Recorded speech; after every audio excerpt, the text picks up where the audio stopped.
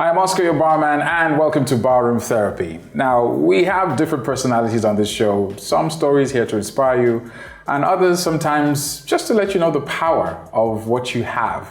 And that is the story of our next guest, who is here to hopefully crack us up and keep it real. He's controversial.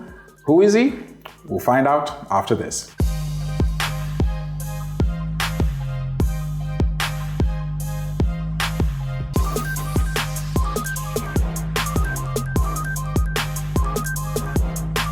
The hashtag is WCABRT. If you want to follow all our previous stories, also don't forget to check us out on YouTube. Just type in Wedding Channel Africa and Barroom Therapy will be right there. Now, we have some serious guests on the show most times, but sometimes it's okay to just put your feet up, loosen up, and get someone in the house that is controversial, is not afraid to say what he has in his mind. And with the advent of social media, he basically has a large following. He goes by the name OYEMYkKE, and he's here with us in the studio/bar. How you doing, bro? I'm very fine. How you doing? This is very sane of you. I'm like, this is not the Instagram guy that I see.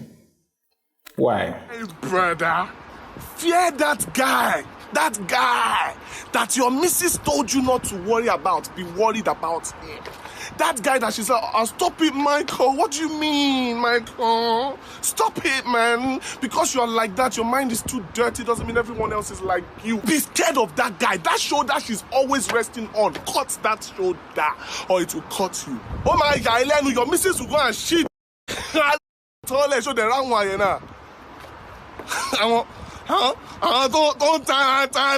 Very normal. I'm a very normal guy. It's just like I was saying outside to somebody. A lot of people assume like when they meet me, I'll be saying I'll be screaming. But then social media is what I do on social media is it's a character that I created. But most people might not really. Yeah, then I'm not about. I don't have to explain my craft. You know what I mean? Like. I shout intentionally. I could speak like this. Oh, you shout well, though. Yeah, but then that shout hits you at the back. What I'm saying, I want it to get into your mind intentionally. And for some people, it's a turn off, but for some people, they love it. It's a game of perception, you know? Noise, for some people, they like it. Is it perception? I mean, some would say that you're like an actor. Yes, I am an actor, but I carry a lot of things. You know, a lot of things. My acting didn't make me famous. It was my speaking that made me famous. So I'm stronger with my words, with my voice. So I know my strengths. Let's even help the voice a bit. You notice I just whipped out the drinks. We were kind of busy before the camera started rolling. So let's cheers to being vocal. Oh, sorry, I had to. Bros even waste time. Okay, do. But anyway, let's look at this. I mean, is it safe to say that, I mean, it sounds like a very obvious question, but without social media, you wouldn't be relevant? I would be, eventually. Why? I always knew I would be big, I'd be famous, powerful. I'm going to be even more powerful than I am right now, eventually. Wow, no doubt you'll be big. I know you have that dream. We'll come back to that. But I want to get to the core of who you are as a person, okay. not a brand. I want to talk about the person. Okay, perfect. I'll take a case like this fraud boys, the guys that were all packed up in Club 57, and that's one of the things that that got me to know about you. And you were very vocal about that particular incident, especially towards Noble Igwe. And I want to ask why, because people are like, oh, you're defending fraud. Some are like, so what was it? Why? What did Noble Igwe say that triggered your reaction? Why? Okay, so shout out to Noble Igwe, first of all. Now, I just got him back from Nigeria to London.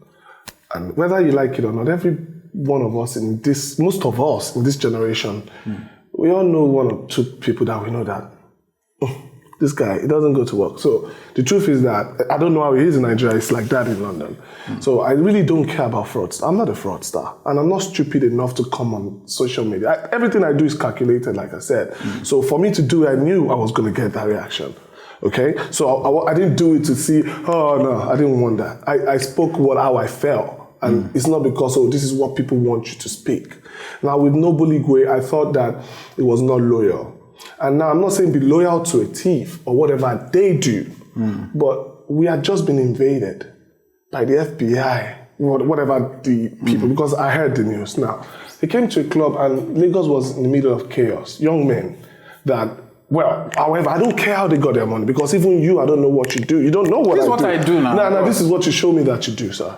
Okay, you have a point, sir. Okay, in the end, I don't know what you do, but first of all, if I see you in the middle of chaos, I'd first of all say, So if you get caught. So that's on record? That's on record. Okay, right? Good. But then I feel like in any brotherhood, because before you are the host of this show, you're first of all my brother. I recognize you as my skin color. You're a man like me, So before they are thieves, they're first of all our brothers. So I'm not saying keep them or don't send them, but let the police do their jobs. Not you saying, go to these businesses, this is where you find them. Go to that. For me, it just violated every guy code that I knew. So it's not about what they do. And I'm not trying to look for public sympathy. I did what I started talking, not because, this is what this person is thinking. Nah, my mom doesn't even do that. She doesn't try to get in my head. I say what I want to say. I'm responsible for myself. So I just felt violated. I just thought, you're a grown-ass man, don't do that. And maybe I might have done it in a rash.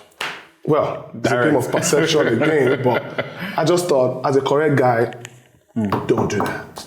And I'm sure we never do that. If anybody else had said it, would it have mattered to you? I'd said what? What Noble said. If anybody had picked on them, because a lot of people. If it was you, I would have done the same thing. No matter who he was at that day, I would have done the same thing. As long as he's a man. If it was a babe, maybe not. I can understand. But as a man, like everybody's running, people are scared. And you're like, no, go and catch them there. Oh, really? You think you know how to talk? Let them arrest them. Not you, bro. I mean, some people have said that being on social media, putting your life out there is a double-edged sword, where you are also accountable to the people that read your posts. If you come out here and say X, Y, Z, there are followers that will take what you say hook, line, and sinker. So don't you feel there's a sense of like responsibility with the voice that you have, which is probably where most people were coming from? That's what a lot of people do. We try to be better for the public, try to be for the public. I'm not for the public, I'm for me. Now, if the public likes who I am, then they take it. I'm not here to be celebrated or decorated to look in a certain way. Then I'm not OYEMYkKE anymore. What really makes me is that I say what I am thinking at the time. So I'm not, when I want to make my video, okay, this is it. Let me tell you something, because I'm very controversial. When I want to make my video, I'm thinking, I have a bird's view. Thank God for that. So I can tell how it's going to work.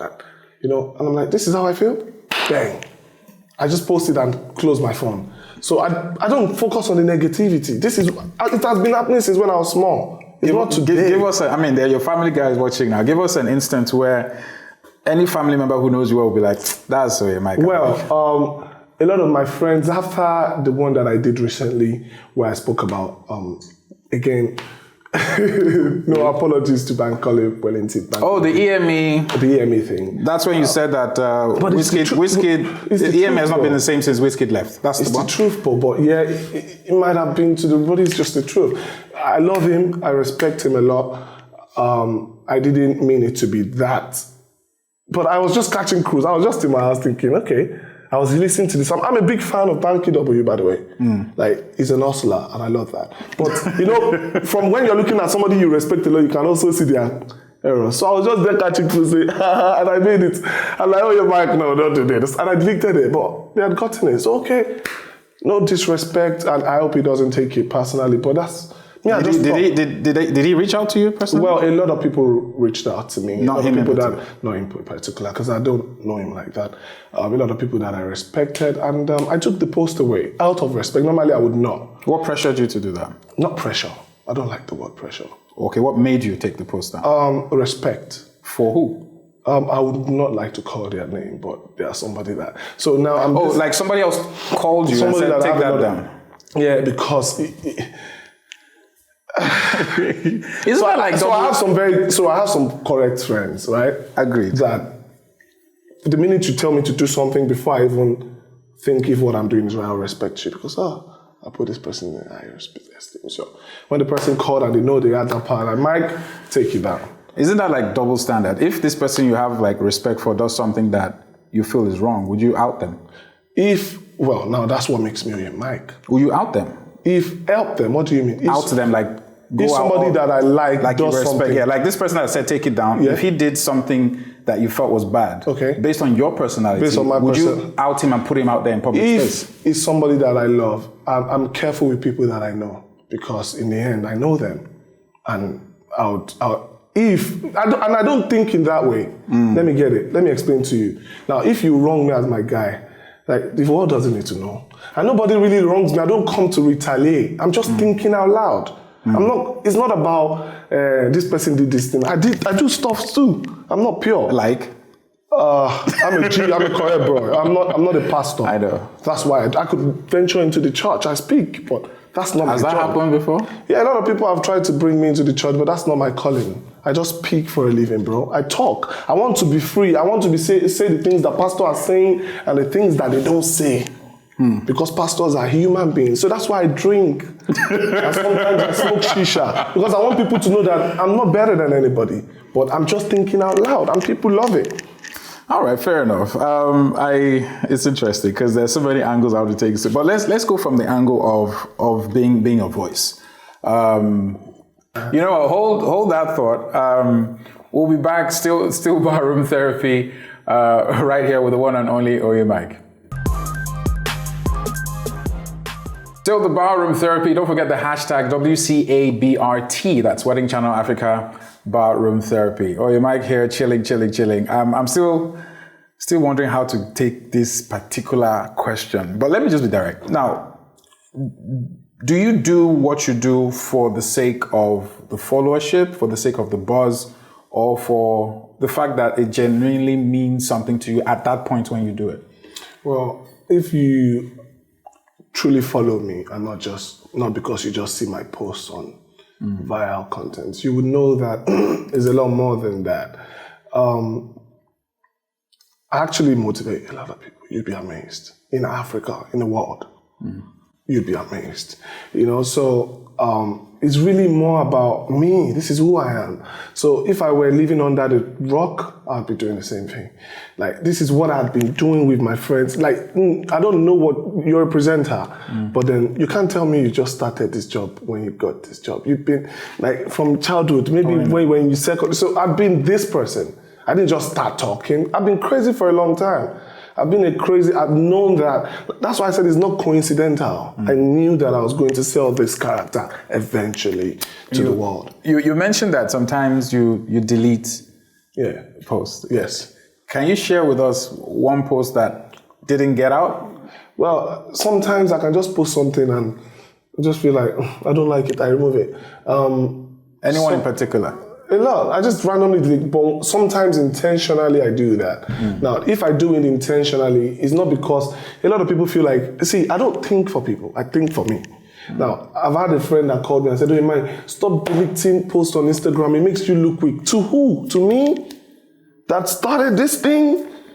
I don't care what the person that is following, I'm the one setting this trend. I lead. So if you are in your house and you're feeling like, oh, he deleted it because he's a pussy, no.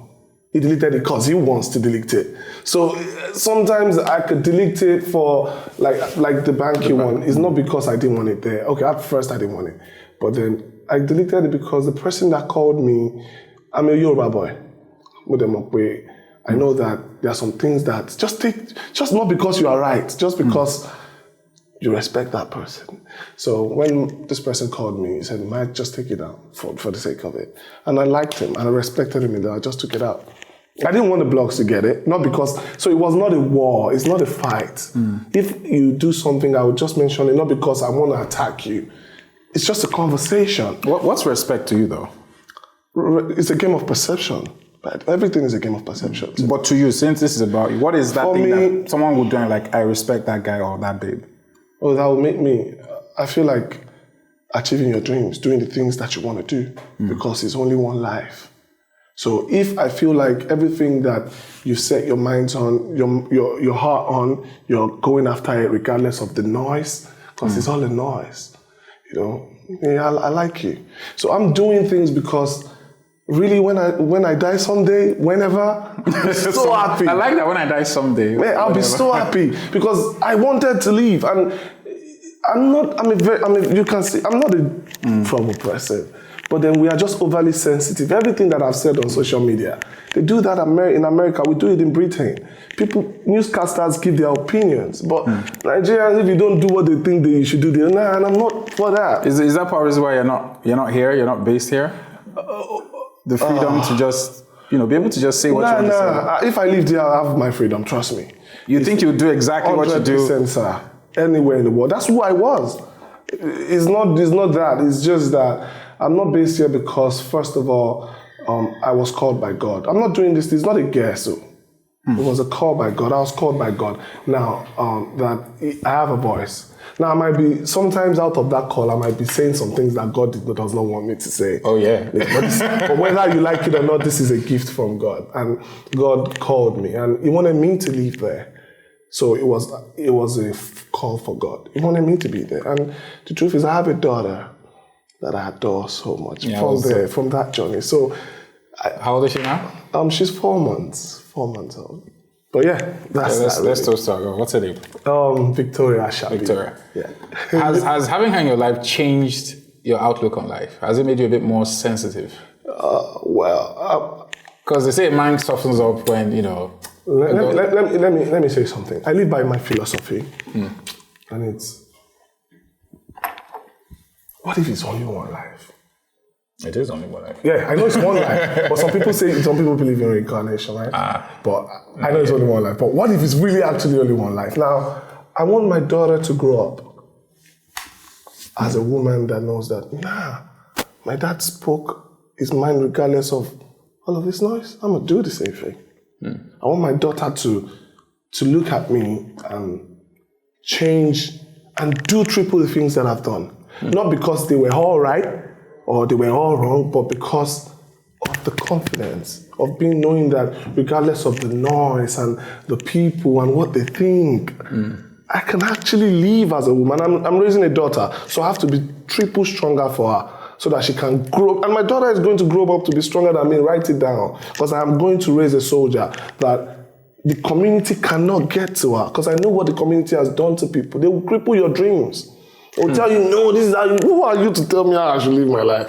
OYEMYkKE. Maybe I worked for 1,000 years in heaven to get this opportunity because we all just got here. Literally, yeah. And nobody told you that this is how long you'll be here for. It could be 3 days, it could be 3 weeks, it could 3 be hours. 30.